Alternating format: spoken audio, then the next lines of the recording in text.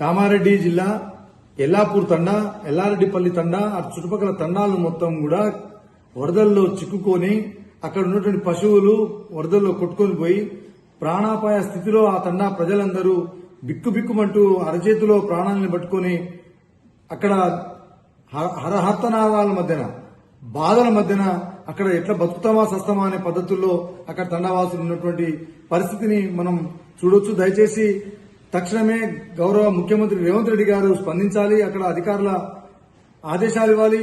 అక్కడ ఉన్నటువంటి సహాయక చర్యలకు ఎవరైతే అక్కడ అందుబాటులో ఉన్నటువంటి వారు ఉన్నారో వాళ్ళకి తక్షణమే ఆ తండాలకు పంపించి ఎల్లాపూర్ తండాను, ఎల్లారెడ్డిపల్లి తండాను, చుట్టుపక్కల తండాలను కాపాడాల్సిందిగా మేము విజ్ఞప్తి చేస్తా ఉన్నాం.